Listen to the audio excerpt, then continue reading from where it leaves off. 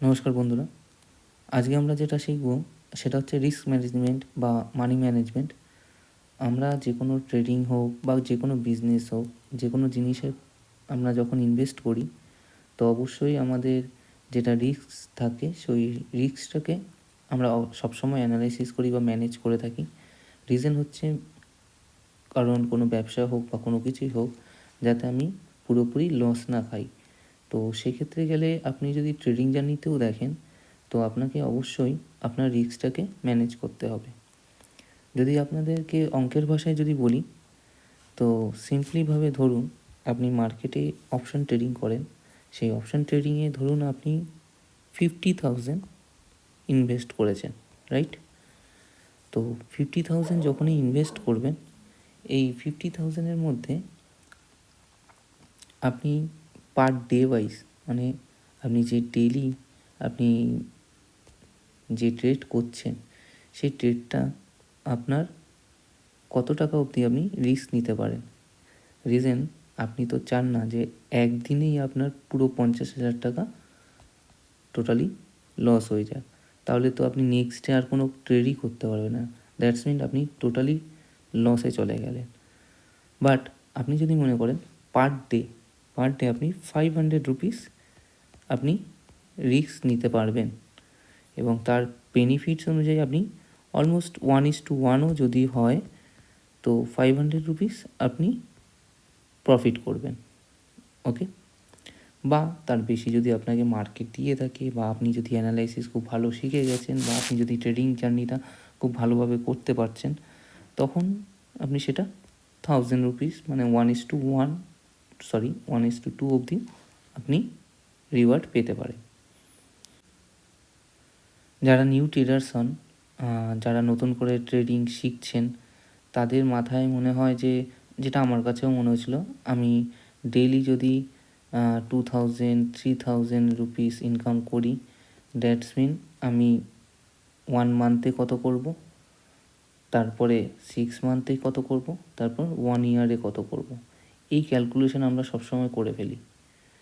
যদি কিন্তু আমরা সবথেকে বড় যে জিনিসটা করি না সেটা হচ্ছে এই রিস্ক ম্যানেজমেন্টে রিস্ক কতটা আমরা নেব।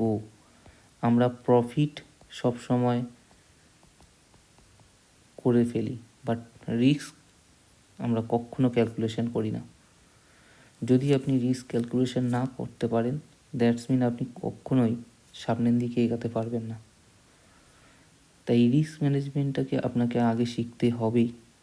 তো সেই ক্ষেত্রে গেলে আপনার প্রত্যেকটা যে অ্যামাউন্ট আছে, আপনি যেই টাকা ইনভেস্ট করেছেন সেই টাকার রিস্কটাকে আপনাকে ম্যানেজ করতে হবে এবং তার জন্য আপনাকে ডেইলি ওয়াইজ স্টপ লস অনুযায়ী যে আমরা যে মার্কেটে স্টপ লস লাগাই, এসএল লাগাই, ধরুন আমি কোনো কথায় আপনি অ্যাট দ্য মানিতেই কোনো এটিএমে একটা স্টক কিনলেন, একটা অপশান বাই করলেন যার প্রাইস চলছিল 300 এবং আপনি সেটা ব্যাঙ্ক নিফটিতে পারচেস করেছেন।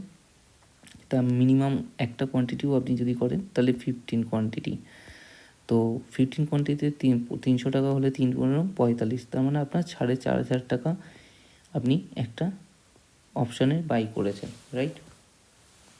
তো এই 4,500-এ যখন আপনি কোনো কোনো অপশান বাই করলেন 300 রুপিসে, তাহলে আপনাকে তার সঙ্গে সঙ্গেই কিন্তু আপনাকে সেই ক্ষেত্রে আপনি কত টাকা এই ট্রেডটাতে লস নিতে পারবেন সেটাকে কিন্তু আপনাকে ক্যালকুলেট করে নিতে হবে। লাইক ধরুন আপনি এতে 50 পয়েন্ট, ধরুন 50 পয়েন্ট আপনি স্টপ লস রাখবেন, মিনস 750 টাকা আপনি এসএল রাখলেন এবং যদি আপনি টার্গেট নেন আপনি 100 পয়েন্টসের টার্গেট নিলেন, ওকে? তো এই 100 পয়েন্টসের টার্গেট নিলে মানে হচ্ছে আপনি রিওয়ার্ড পাবেন 1500 টাকা। তো এই যে 750 রুপিস, একবার মুছে নিই, এই যে 750 রুপিস আপনি যে স্টপ লস রেখেছেন এইখানতেই আপনাকে মান্থলি কিন্তু রিস্ক রিওয়ার্ডটাকে ম্যানেজ করতে হবে। মিনস আপনার যদি মান্থলি দেখেন 20টা ট্রেড হয়, একবার পুরো ক্লিয়ার করে দিই, আমাদের মান্থলি এক মাসে 20টা ট্রেড হয়, রাইট? যদি না কোনো অকেশন পারপাস থাকে, কারণ 5 দিন আমাদের ট্রেড হয়ে থাকে। তো এই 20টা ট্রেডের মধ্যে আপনি ধরুন রিওয়ার্ডটা নয়, 750 রুপিস আপনি যে স্টপ লস লাগাচ্ছেন, যে আপনার রিস্ক নিচ্ছেন, তাহলে 20 ইন্টু 750 কত হচ্ছে? 7 দুনি 14, অলমোস্ট 14 to 15,000, রাইট? ওকে, তো আপনি এক মাসে এই 15,000-এর মধ্যে আপনি রিস্কটাকে ম্যানেজ করলেন। এবার হচ্ছে ঘটনা, আপনি কি 20 দিনই লস করবেন? না, হতে পারে এর 50% আপনি লস করলেন, অথবা 30%। লাইক আপনি যখন শিখে গেছেন, আপনি প্রত্যেক দিনই তো লস করবেন না, আপনি শিখেছেন, আপনি অ্যানালাইসিস করতে জানেন, তো সেখানে আমি ধরলাম আপনি 8 দিন লস করলেন, তাহলে 7 8 56, 5,600 আর 400, 6,000 টাকা আপনি লস করেছেন। বাকি 12 দিন আপনি প্রফিট করেছেন। আমি 1:1ই ধরলাম, অথবা 1:2 সামথিং, 2.3 অলমোস্ট ধরলাম 1,000 টাকা করে আপনার বাকি 12 দিন প্রফিট হয়েছে। ওকে, তো এই 12 দিনে হলে আপনার 12,000 টাকা প্রফিট, আর 6,000 টাকা আপনার লস। দ্যাটস মিন আপনি 6,000 টাকা প্রফিট করলেন এক মাসে।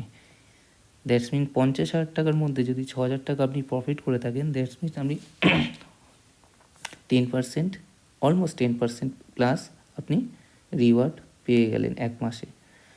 তো এই ক্যালকুলেশন যদি আপনি না করে থাকেন আপনার যে ইনভেস্ট আছে সেই ইনভেস্টের উপর, তাহলে কিন্তু আপনি কোনো দিনও বড় ট্রেডার হতে পারবেন না। মার্কেটে শুধুমাত্র লসই করবেন। আর লস সবথেকে বড় জিনিস যেটা আমাদের নিউ ট্রেডার্সদের হয়ে থাকে, সেটা হচ্ছে লস যেটা হয়, আমরা ধরুন আমি বা আপনি যখনই মার্কেটে কোনো ট্রেড নিলাম, সেই ট্রেডটার লস ধরুন যখনই 750 রুপিস আপনার ডেলি হয়ে গেল, আপনি কিন্তু সবসময় মনে করেন আমি এটাকে রিকভারি করব সেদিনই। আর এই 750 রুপিস সেদিনই রিকভারি করতে গেলে আপনাকে আবার একটা এসএল নিতে হবে, আপনাকে আবার একটা স্টপ লস লাগাতে হবে যার 50 পয়েন্ট থাকবে। তো আবার আপনার 750 রুপিসের আবার একটা স্টপ লস থাকবে। তার মানে আপনি কিন্তু সেই দিনই 1,500 টাকার স্টপ লস নিয়ে নেবেন। যদি আপনার সেই ট্রেডটাও ভুল যায়, তাহলে আপনি 1,500 টাকা একদিনই লস করলেন। তো সবসময় আপনাকে আগে এই মানি ম্যানেজমেন্ট বা রিস্ক ম্যানেজমেন্ট, এটাকে আপনাকে কন্ট্রোল করতেই হবে। ওকে, তো যদি আমার এই ভিডিওটি আপনাদের ভালো লেগে থাকে তাহলে আমাকে জানান, এবং যদি না বুঝতে পারেন তাহলে আবার দেখুন, এবং না হলে আমাকে কমেন্ট করুন। আমি অবশ্যই আরও ভালো করে আপনাদেরকে বোঝানোর চেষ্টা করব। যদি আমিও আপনাদের কাছ থেকে কিছু শিখি, যদি আপনারা কিছু লিখে থাকেন তাহলে অবশ্যই লিখুন। আর ভিডিওটি যদি আপনাদের ভালো লাগে তাহলে অবশ্যই লাইক এবং সাবস্ক্রাইব করতে ভুলবেন না।